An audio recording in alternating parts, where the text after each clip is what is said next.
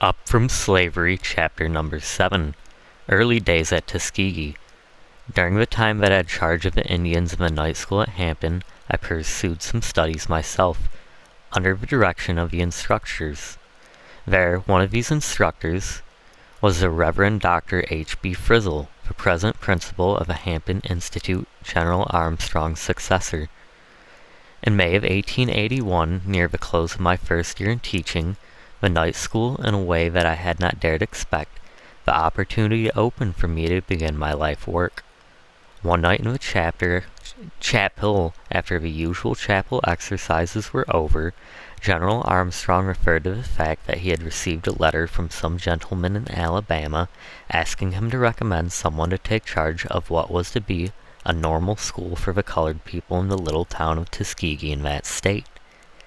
These gentlemen seemed to take it for granted that no colored man suitable for the position could be secured, and they were expecting the general to recommend a white man for the place.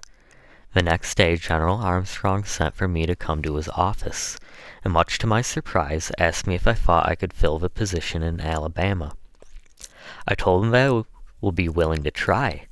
Accordingly, he wrote to the people who had applied to him for the information that he did not know of any white man to suggest, but they'd be willing to take a colored man. He had one whom he could recommend. In this letter, he gave him my name. Several days passed before anything more was heard about the matter. Sometime afterward, one Sunday evening during the chapel exercises, a messenger came in and handed the general a telegram. At the end of the exercise, he read the telegram to the school. In substance, these were its words: "Booker T. Washington will suit us. Send him at once." There was a great deal of joy expressed among the students and teachers, and I received very hearty congratulations. I began to get ready at once to go to Tuskegee. I went by way of my old home in West Virginia, and where I remained for several days, after which I proceeded to Tuskegee. I found Tuskegee to be a town of about 2,000 inhabitants, nearly one of half of whom were colored. It was in what was known as the Black Belt of the South. In the county in which Tuskegee is situated, the colored people outnumbered the whites by about 3 to 1. In some of the adjoining and nearby counties, the portion was not that far from 6 colored persons to 1 white. I have often been asked to define the term Black Belt. So far as I can learn, the term was first used to designate a part of the country which was distinguished by the color of the soil. The part of the country possessing this thick, dark, and naturally rich soil was, of course, the part of the South where the slaves were most profitable, and consequently they were taken there in the largest numbers. Later, and especially since the war, the term seems to be used wholly in a political sense, that is, to designate the countries where the black people outnumber the white. Before going to Tuskegee, I had expected to find there a building and all the necessary apparatus ready for me to begin teaching. To my disappointment, I found nothing of the kind. I did find, though, which no costly buildings and apparatus can supply: hundreds of hungry, earnest souls who wanted to secure knowledge. Tuskegee seemed an ideal place for the school. It was in the midst of the great bulk of the Negro population, and was rather secluded, being 5 miles from the main line of a railroad, with which it was connected by a short line. During the days of slavery and since, the town had been a center for the education of the white people. This was an added advantage for the reason that I found the white people possessing a degree of culture and education that is not surpassed by many localities. While the colored people were ignorant, they had not as a rule degraded and weakened their bodies by vices such as are common to the lower class of people in the large cities. In general, I found that the relation between the two races pleasant. For example, the largest, and I think at that time the only hardware store in the town, was owned and operated jointly by a colored man and a white man. This co-partnership continued until the death of the white partner. I found that about a year previous to my going to Tuskegee, some of the colored people who had heard something of the work of education being done at Hampton had applied to the state legislature. Through their representatives, for a small appropriation to be used in starting a normal school in Tuskegee. This request the legislature had compiled with the extent of granting an annual appropriation of $2,000. I soon learned, however, that this money could be used only for the payment of the salaries of the instructors, and there was no provisions for securing land, buildings, or apparatus. The task before me did not seem a very encouraging one. It seemed much like making bricks without straw. The colored people were overjoyed, and were constantly offering their services in any way in which they could be of assistance in getting the school started. My first task was to find a place in which to open the school. After looking the town over with some care, the most suitable place that could be secured seemed to be a rather dilapidated shanty near the Colored Methodist Church, together with the church itself as a sort of assembly room. Both the church and the shanty were in about as bad condition as possible. I recall that during the first month of school that I taught in this building, it was in such poor repair that whenever it rained, one of the older students would very kindly leave his lessons and hold an umbrella over me while I heard the recitations of the others. I remember also that on more than one occasion my landlady held an umbrella over me while I ate breakfast. At the time I went to Alabama, the colored people were taking considerable interest in politics, and they were very anxious that I could become one of them politically in every respect. They seemed to have a little distrust of strangers in this regard. I recall that one man who seemed to have been designated by others to look after my political destiny came to me on several occasions and said with a good deal of earnestness, "We want you to be sure to vote just like we votes.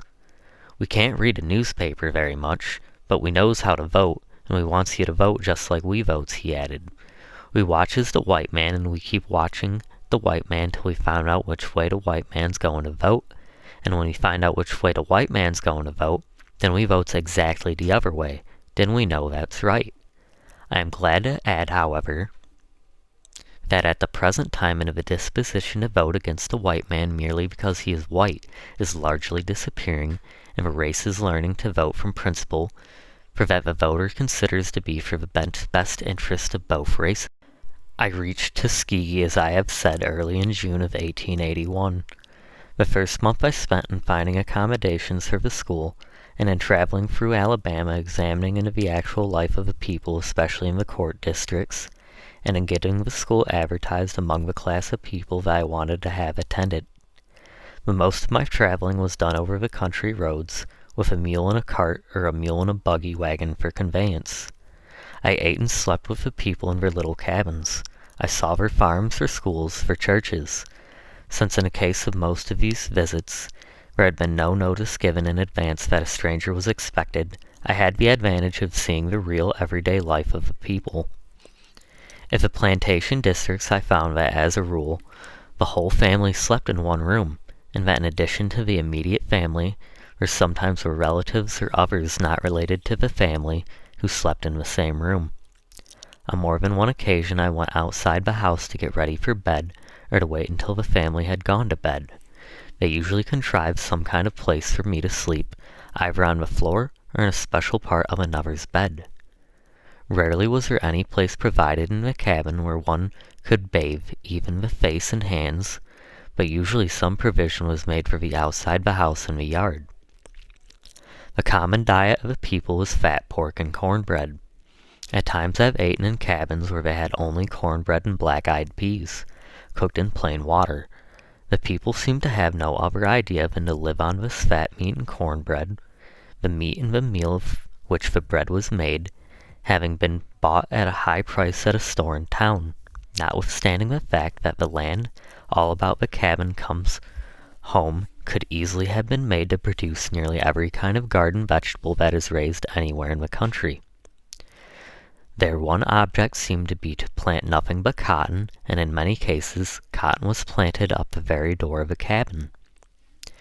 In these cabin homes I often found sewing machines which had been bought or were being bought on installments, frequently at a cost as much as $60, or showy clocks for which the occupants of the cabins had paid $12 or $14. I remember that on one occasion, when I went into one of these cabins for dinner, When I sat down to the table for a meal with the 4 members of the family, I noticed that while there were 5 of us at the table, there was but one fork for the 5 of us to use. Naturally, there was an awkward pause on my part. In the opposite corner of the same cabin was an organ, for which the people told me they were paying $60 in monthly installments. One fork and a $60 organ. In most cases, the sewing machine was not used, the clocks were so worthless that they did not keep correct time, and if they had, in 9 cases out of 10, there would have been no one in the family who could have told the time of day. While the organ, of course, was rarely used for what of a person who could play upon it. In the case to which I have referred, where the family sat down at the table for the meal at which I was their guest, I could see plainly that this was an awkward and unusual proceeding, and was done in my honor. In most cases, when the family got up in the morning, for example, the wife would put a piece of meat in a frying pan and put a lump of dough in a skillet, as they called it. These utensils would be placed on the fire, and in 10 or 15 minutes, breakfast would be ready. Frequently the husband would take his bread and meat in the hand and start of the field, eating as he walked. The mother would sit down in a corner and eat her breakfast, perhaps from a plate and perhaps directly from the skillet or frying pan, while the children would eat their portion of the bread and meat while running about the yard. At certain seasons of the year, when meat was scarce, it was rarely that the children who were not old enough or strong enough to work in the fields would have the luxury of meat. The breakfast over, and with practically no attention given to the house, the whole family would, as a general thing, proceed to the cotton field. Every child that was large enough to carry a hoe was put to work, and a baby, for usually there was at least one baby, would be laid down at the end of a cotton row, so that its mother could give it a certain amount of attention when she had finished chopping her row. The noon meal and the supper were taken in much the same way as the breakfast. All the days of the family would be spent after much the same routine, except Saturdays and Sunday. On Saturday, the whole family would be spent at least a day, and often a whole day in town. The idea in going to town was, I suppose, to do shopping. But all the shopping that the whole family had money for could have attended to in 10 minutes by one person. Still, the whole family remained in town for most of the day, spending the greater part of the time ill standing on the streets, the women too often sitting about somewhere smoking or dipping snuff. Sunday was usually spent in going to some big meeting. With few exceptions, I found that the crops were mortgaged in the countries where I went, and that the most of the colored farmers were in debt. The state had not been able to build schoolhouses in the country districts, and as a rule, the schools were taught in the churches or in log cabins. More than once while on my journeys, I found there was no provisions made in the house used for school purposes for heating the building during the winter, and consequently a fire had to be built in the yard, and teacher and pupils passed in and out of the house as they got cold or warm. With few exceptions, I found the teachers in these country schools to be miserably poor in preparation for their work, and poor in moral character. The schools were in session from 3 to 5 months.